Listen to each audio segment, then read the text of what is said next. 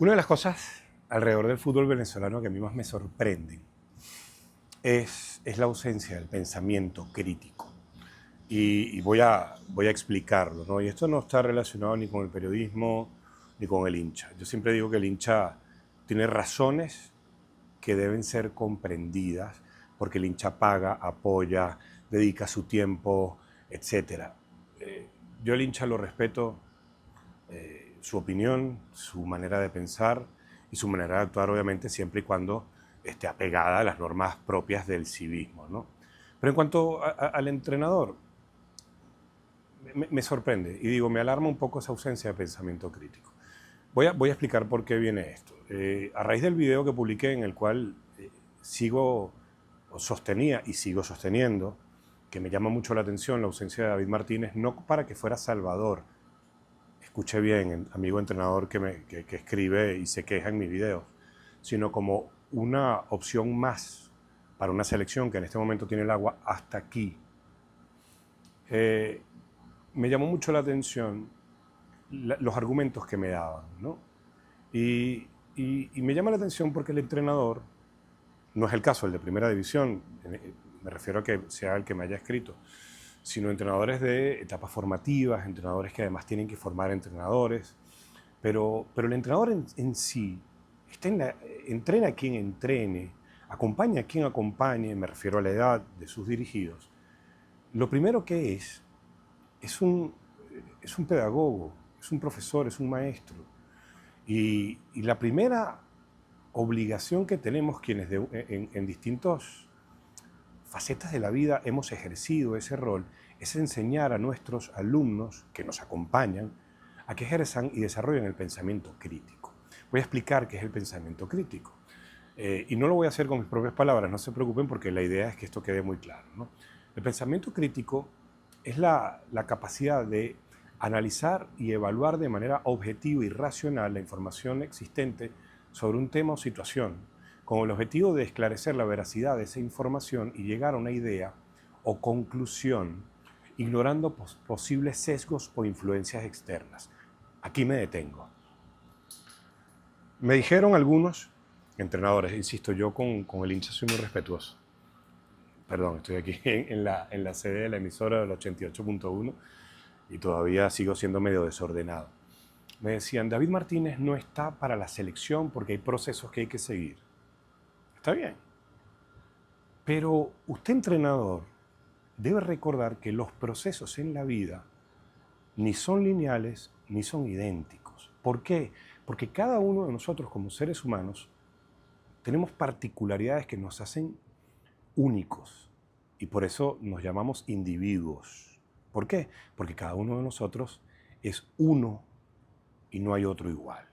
Entonces, cuando me dicen que David Martínez no está listo para la selección y que deben cumplirse los procesos, mi pregunta es, ¿bajo qué información, bajo qué hechos se sustenta eso que están diciendo? Porque tiene que estar sustentado. Vamos a lo otro. David Martínez es un futbolista que todavía está en proceso de desarrollo. Y nosotros convivimos todos los días con él como para saber que no está listo. Porque cada vez que yo veo a David Martínez, desde que debutó en el Monagas hasta el día de hoy, veo un futbolista que en su desarrollo, en su evolución, ha ido quemando etapas de una manera diferente a como nos quieren establecer. Entonces, de ahí empezamos a cuestionar, ¿no? Lo segundo, volvamos al pensamiento crítico. El pensamiento crítico implica la capacidad de gestionar, analizar, interpretar, inferir y evaluar información, razonamientos y conclusiones para luego construir un juicio o tomar una decisión bien informada. Aquí me voy a detener. Cuando apareció el Barcelona de Guardiola, muchos asumieron que ese rol del falso 9 lo inventó Guardiola. Él nunca dijo que lo había inventado, pero ya sabemos que entre los críticos y los que quieren parecer más guardiolistas que el mismo Pep, quisieron atribuirle esa condición. El falso 9 a nivel de fútbol profesional, y de esta manera lo determina Martí Perarnau en su maravilloso e indispensable libro La evolución táctica del fútbol, y parte precisamente del falso 9. A nivel de fútbol profesional, el primer registro es allá por 1910, en esa década, con el futbolista uruguayo José Piendivene, que jugaba en Peñarol. Entonces, ¿por qué menciono este ejemplo? No nació ese rol del capricho, la malcriadez de alguien, sino precisamente del pensamiento crítico. De que alguien con otro compañero se da cuenta de, mira, podemos hacer daño, podemos jugar mejor, podemos acercarnos de una manera diferente a nuestro objetivo, que es superar al rival haciendo esto. Después, con el paso del tiempo, han habido distintas variables, etcétera, etcétera. Pero vayamos al fútbol venezolano y a la selección vinotinto. Cuando Richard Páez asume la selección y decide, con el paso de algunos partidos, de que él va a sostener una estructura de 3 volantes zurdos, como Juan Arango, como Gaby Urdaneta y Ricardo David Páez, aquello nació del pensamiento crítico y era contracultural. Hizo algo diferente. Y mi pregunta a ustedes que son entrenadores es, ¿qué están haciendo diferente para conseguir el éxito no solamente de ustedes como conductores de grupo, sino de esos futbolistas que ustedes están acompañando en su etapa de formación? ¿Qué están haciendo distinto? Eso que hoy en día llaman pensar fuera de la caja. Bueno, ¿qué están haciendo? ¿Están ejerciendo el pensamiento crítico o prefieren cuestionar la idea de alguien basado en planteamientos que nos han vendido como verdades absolutas y que no son más que castillos de arena? Porque en la vida y en el fútbol no hay verdades absolutas. Lo único que hay son futbolistas e ideas, les cueste lo que les cueste. Yo quiero traer a colación rápidamente características del pensamiento crítico, porque tengo que hilar las dos cosas, el fútbol y el pensamiento crítico. Por ejemplo, el análisis. Identificar las diferentes partes de un argumento, solución y examinar las relaciones entre ellas. La evaluación. Analizar y valorar la credibilidad y la relevancia de esa información. La interferencia. Elaborar conclusiones basadas en información disponible. La explicación. Comunicar de manera clara y coherente los resultados de la evaluación y las conclusiones extraídas. La autonomía. Ojo con esta.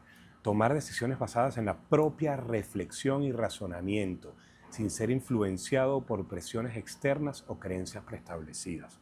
Y por último, una que a mí me encanta porque está relacionado obviamente con el pensamiento complejo y que nos aleja mucho de lo que es nuestro día a día, de ese debate permanente en el cual queremos imponernos a quien piensa de manera distinta. Y esta es el diálogo. Estar dispuesto a escuchar y considerar otros puntos de vista sin miedo a la crítica o a la contradicción. Cuando yo establezco que para mí es sorpresivo que nos perdamos un talento como el de David Martínez en este momento en el que la Vinotinto en la tabla de clasificación está octavo y necesita encontrar nuevas soluciones al mismo problema. ¿Cuál es el mismo problema? Que desde el partido frente a Ecuador, en el 2024, la selección no ha evolucionado en su juego. La pregunta que debe hacerse usted, entrenador, no es si yo tengo razón o no. Yo no puedo tener razón. No la puedo tener. Es si mi argumento lo lleva usted a dudar, no de mí ni de Batista, a dudar del argumento, de la idea. Dialogar sobre esa idea. ¿Por qué David Martínez sería una opción para la selección? ¿Por qué no sería? Pero no sustentarla, insisto, como decía al inicio de este video, en supuestas verdades que no son más que muletillas. Muletillas. Y sobre todo, entender que dudar sobre las ideas de alguien no es poner en cuestionamiento a la persona. Y aprender, por ejemplo, del mismo Bocha Batista, que es el primero que ha dicho en todas las entrevistas, incluidas 2 en este canal, en las que ha dicho, si el cuestionamiento viene acompañado de las formas básicas de la educación y el respeto, es bienvenido. A mí me llama la atención, insisto, como quien trata de ejercer un pensamiento crítico es cuestionado desde esas bases, esos fundamentos que alguien nos inculcó desde hace muchísimos años y que nos siguen llevando, por ejemplo, a que para hablar de fútbol hablemos de esquemas posicionales. Este equipo juega 4-3-3 y entonces por ende va a ser más ofensivo. Y si los 11 futbolistas, o si los 10, mejor dicho, de ese 4-3-3 son todos de capacidades defensivas y pocas habilidades ofensivas, les pregunto, ese 4-3-3 es ofensivo, ¿dónde se posiciona? Entonces, insisto, esto no es ponerme en pie de guerra con los entrenadores que me escribieron. Esto es un llamado de atención a ustedes, que no lo tomen desde mi parte como si yo de manera soberbia les estuviera dando lecciones. No, es precisamente invitarlos a ejercer el pensamiento crítico, porque ustedes, como lo he estado yo en otros ámbitos de la vida, ejercemos un rol que es el de acompañar a los seres humanos en su evolución, en su crecimiento.